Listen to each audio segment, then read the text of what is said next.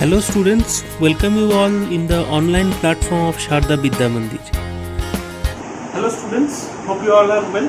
In this video we will be discussing some important problems from the chapter relation and function.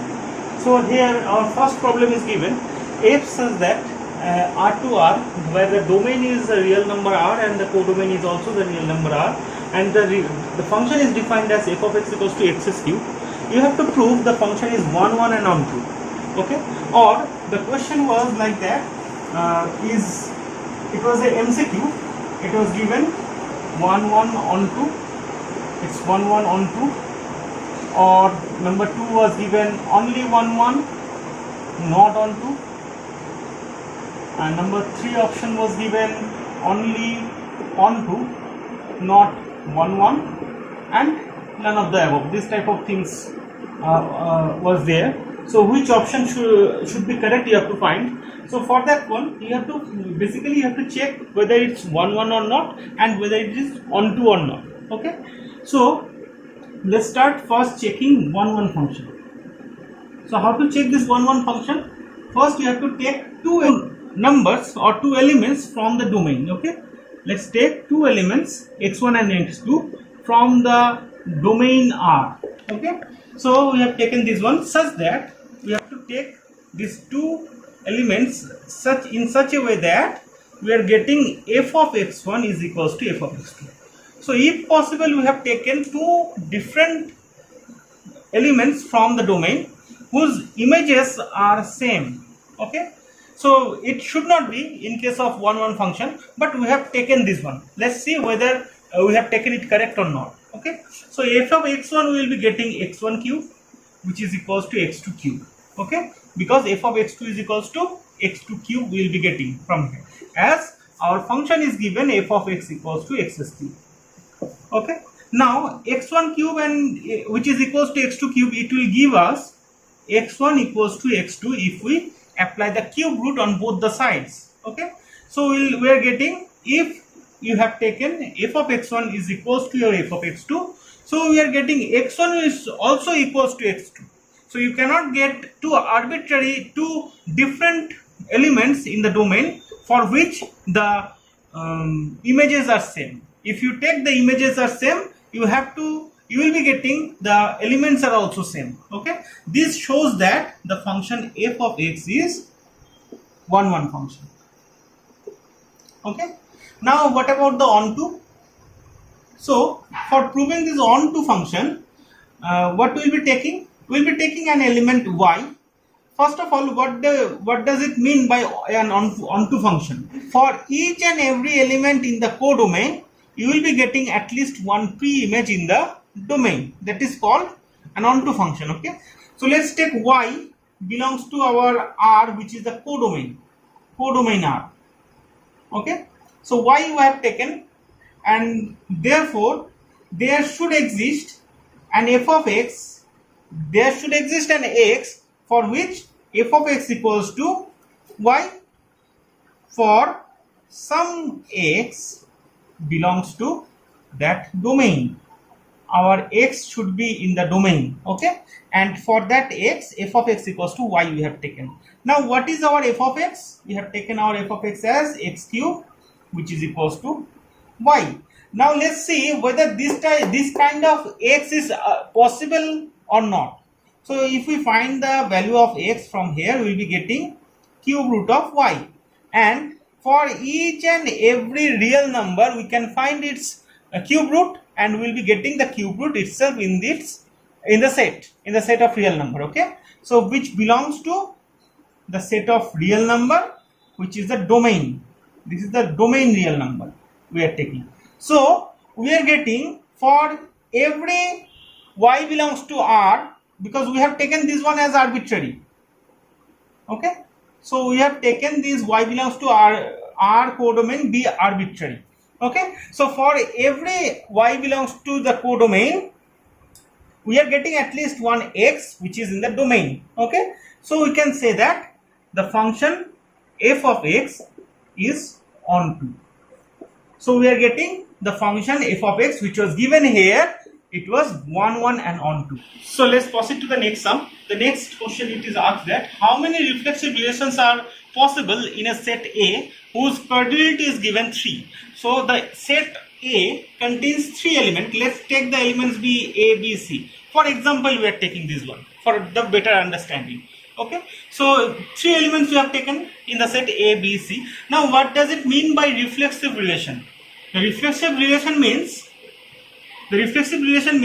first of all, relation will be hold on the Cartesian product of the set, and whether it's reflexive, symmetric or transitive, it should be on the set itself. Okay, the relation should be on the set itself. So A cross A you have to find, and in the set A cross A you will be getting these all elements A, AB, AC, BA, BB, BC, and then CA, CB, and CC. So these all elements are there in your set A cross A, and any subcollection of this complete collection will be called a relation on this set A itself. Okay, so I will be taking a subcollection of that one.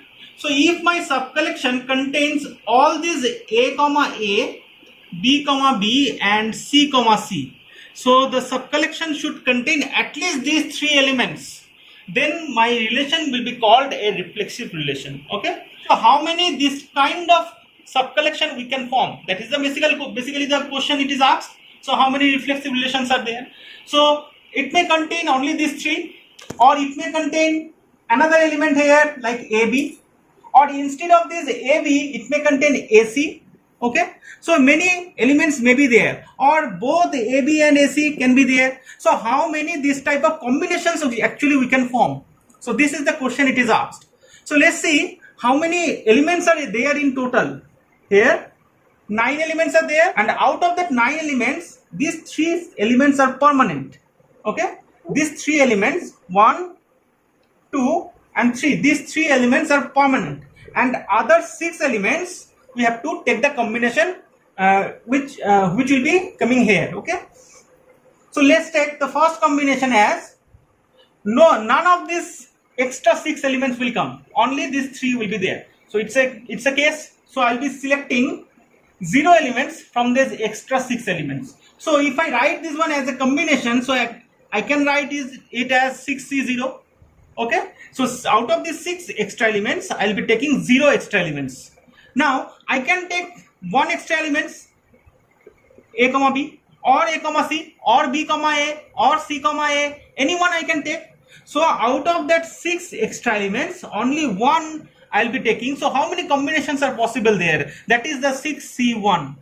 Okay, now in this way, if we continue the process, so I'll be taking out of the 6 elements 2 elements, then 6C3, 6C4, 6C5, and then last of all 6C6, where all the 6 extra elements I'll be taking. That means the complete A cross A set I'll be taking there. Okay, so I'll be getting what? 6, sorry, here I'll be getting 1 plus 6 plus 6 into 5 by 2 plus 6 into 5 into 4 by 6 plus, so you know that this one is symmetrical. So last one and the first one are having the same value. Second last and the second element, they are having the same value. So these will also have the same value, and this one is a different. Okay, so I have got up to the middle. So these values will be repeating. Okay, so I have repeated the value, and I will be getting here 7 plus 15 plus 20 plus 15 plus 7. Okay, so this is 64, which is nothing but 2 to the power 6. Okay, now there is a formula for this one also, and this 2 to the power 6 can be written as 2 cube, then whole square also. Okay, or we may write this one as 2 to the power 3 into 3 minus 1. Okay, there is actually formula for this one also. In case of very short question, you can use the formula there. Okay, what is the formula? If you have the cardinality of the set and the cardinality is n, in that case number of reflexive relations. Number of reflexive relation is equals to 2 to the power n into n minus 1. So if you put the 3 in place of n, you will be getting the number directly, which is 2 to the power 6, that is 64. So let's proceed to the next sum. Three sums we have taken here. So the third one is the relation is given here, a comma b, such that root a is equals to b. We have to say whether this relation is a function or not.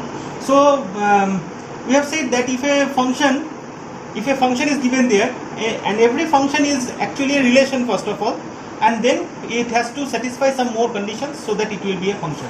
And if a relation is there, it may be a function, may not be a function. If it doesn't satisfy that two conditions, okay, so it will not be a function. So let's check whether this is a function or not. So here all pairs of AB are there such that root A is equals to B, and A and B both are taken from the real numbers, okay. And we can see here that the root over of A, it doesn't satisfy that negative number. So all the negative numbers minus infinity to 0, these numbers do not have its square root inside the real number, okay. They don't for A belongs to this set, root over A doesn't exist, okay. So root over A doesn't exist, therefore R is not a function, from R to R, okay. The question was that it is a function from R to R or not, okay. So it is not a function from R to R, okay, because the negative numbers, they don't have its square root. So all the points in the domain are not having its image in the codomain, okay. So few terms are left there, so it is not a function. And that two conditions, what I was saying that the relation has to satisfy that two conditions. The conditions are, first of all, in the domain all the elements should have an image, first of all this one, and no elements in this domain should have two images, okay. One element should not have two images, this is not allowed, okay. And all the elements should have image, means some elements are there whose images is not there, it is not possible for function, okay. And these two conditions has to satisfy, then only the relation will become a function, okay. So this is not a function. Next, number 4. Let's come to the number 4. So number 4, relation is given there, R is equals to A comma B, this all ordered pairs of A comma B, where the B is divisible by A, and AB we have taken from the natural numbers. This one is the natural number, and we have to show which kind of relation it is, R. The options were given, A option, that is it's an equivalence relation. B option, it is reflexive only. C option, reflexive and transitive but not symmetric. D option, it was reflexive, symmetric but not transitive, okay.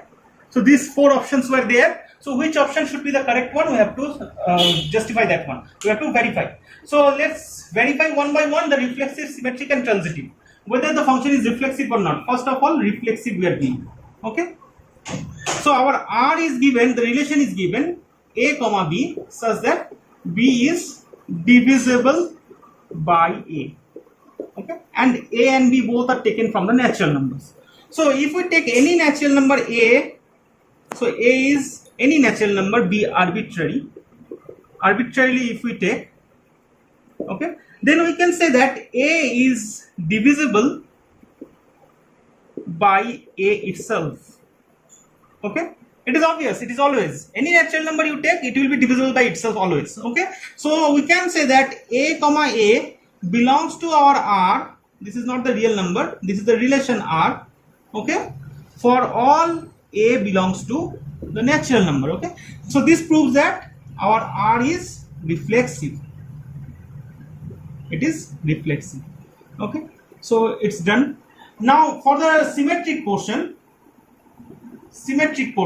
so we can take an example also. 2, 1. So 1 is divisible, 1, 2. Let's take it 1, 2. So 2 is divisible by 1. Definitely 2 is divisible by 1,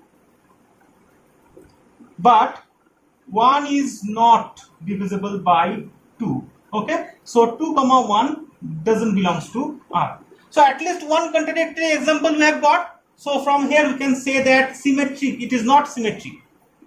Symmetric doesn't satisfy for this relation. Okay, so it is reflexive but not symmetric. We have got, so it is not equivalence first of all. Okay, now there is a possibility of having this option B, reflexive only, and there is a possibility of having this C. Okay, D option is also ruled out. So we have to verify this transitive also, if transitive happens or not. Let's see. For transitive, let's take A comma B belongs to R and also B comma C belongs to R. Okay, so this will imply B is divisible by A and C is divisible by B. Okay, now B is divisible by A means B is equals to KA and C is equals to MB. Okay, now from here we can write the B as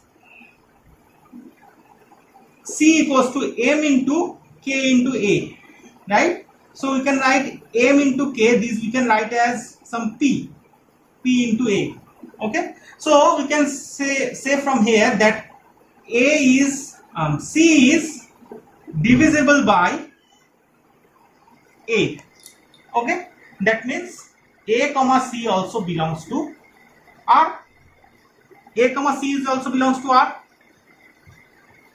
So we have got A comma B belongs to R, B comma C belongs to R, which imply A comma C also belongs to R. Hence it is transitive. Okay, so which option is true? The third option, option C is true. It is reflexive, transitive, but it is not symmetric.